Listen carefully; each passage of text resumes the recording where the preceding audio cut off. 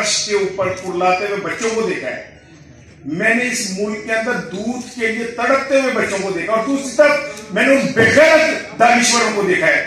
जो नवाज शरीफ, जरदारी, ताकतवरों के किस्से लिखते हैं और समझते हैं कि उन्होंने बहुत बड़ा तीर मार दिया। मैं यहां पे जब किताबें आ रही थी, मैं तमीर को क्यों बुला के स्टेज पे मैंने बिठाया है, ये मुल्क ऐसा मुल्क है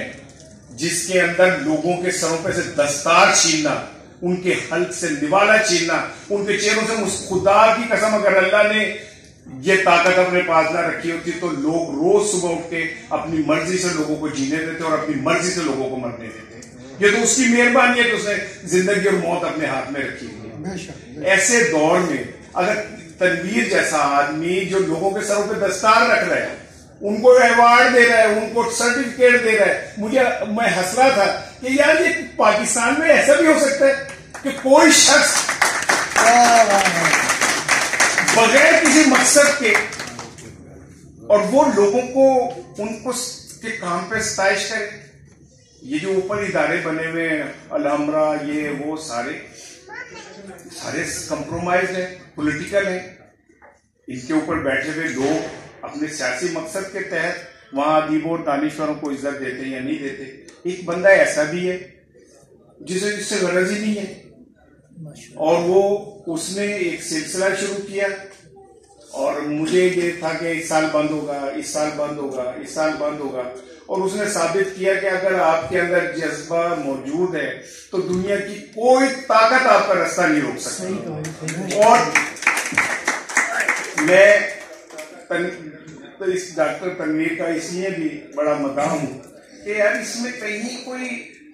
जाती तसन्नो नहीं है। उधर उठ के कुर्सियां खुद ही लगा रहा है, उधर उठ के वो लोगों को पानी दे रहा है, किसी को भाग के इस्तेमाल कर रहा है और लोगों को इज्जत भी दे रहे। हम तो एक ऐसे मुआशरे के अंदर हैं जिसके अंदर हमारे ऊपर बैठे हुए लोग हमसे हाथ मिलाने के बाद हाथ धोते हैं। हम तो उस मुआशरे का हिस्सा हैं जहां पे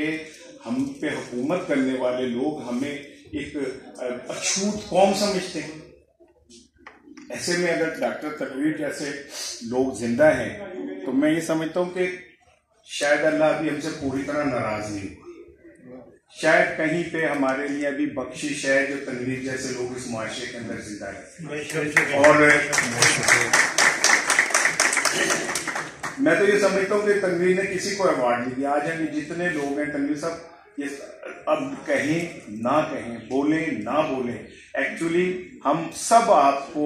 अपनी खामोश दुआओं से एक अवार्ड देते हैं। और क्योंकि तुमने इस मुनाफिकत, दो नंबरी, चीना झपटी के मुआशरे के अंधेरे के अंदर अपनी मोहब्बत से जो दिया जलाया है ना, वो इतना तनावर, इतनी रोशनी दे रहा है कि उसमें से अब देखिए कहाँ कहाँ से लोग आ रहे हैं यहाँ पे आपके साथ शरीक होने के लिए। तो आप किताब भेजते हैं, और पाकिस्तान जिसमें इल्म एक मखसूस तबके के नाम पे होके रह गया है, उसमें आप किताबों को और इतनी दूर दूर से लिखने वालों को यहाँ बुला के एक शनाख्त देते हैं। ये बहुत बड़ा काम है। मैं आपको सलाम पेश करता हूँ। और दूसरी आखिरी चीज सिर्फ आपसे जाते हुए, यहाँ पे चूंकि जो लोग हैं वो लिखने वाले हैं, कलम से उनका ताल्लुक है, मैं एक छोटी सी आपसे रिक्वेस्ट करूंगा कि बिल्कुल लिखें, शायरी पे भी लिखें, अदब पे भी लिखें, लेकिन जिस दौर में आप जिंदा हैं ना, अपने अदब को उस दौर के मुताबिक जरूर लिखें। ये लिखें कि जब लोग यहाँ पे भूख से खुदकशियां कर रहे थे तो इन पे बैठे हुए चंद अय्याश लोग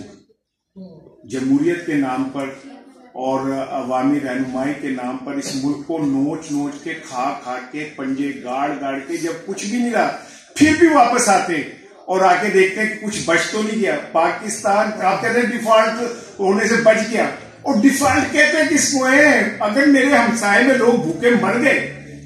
अगर मेरे सामने बच्चे अपने मुस्तकबिल से मायूस होकर हीरोइन और आइस के ऊपर लग गए, अगर मेरे सामने घरों की बच्चियां अपने घर की गुर्बत की भूख मिटाने के लिए अपनी असमतों को दांव पे लगा के मैदान में निकल गई, तो लानत है ऐसे मुआशरे के ऊपर, लानत है ऐसे निजाम के ऊपर जिसके अंदर हम बैठ के तालियां बजाते रहे। आप लिखें, इस मुजाहमती अदब दुनिया के अंदर, मैं मैक्सिमम गोरकी की जब मैंने माँ पढ़ी थी तो मुझे पहली दफा अपने अंदर थरथराहट महसूस हुई थी, नफरत महसूस हुई थी ताकतवरों के खिलाफ, गासिबों के खिलाफ। अगर आप भी लिखेंगे ना, लिखे शायरी लिखें, आप अदब लिखें, लेकिन फैज की तरह आप अपने इश्क को अगर आम आदमी के दुख में तब्दील कर देते ना, तो हो सकता है कि आपको यहाँ इन किताबों का अवार्ड मिल गया, लेकिन आपको उस किताब का अवार्ड उस खुदा के दरबार से मिले जो ऊपर बैठ के सब ये देखता है कि कौन सच के साथ खड़ा है और कौन झूठ के साथ। बहुत शुक्रिया।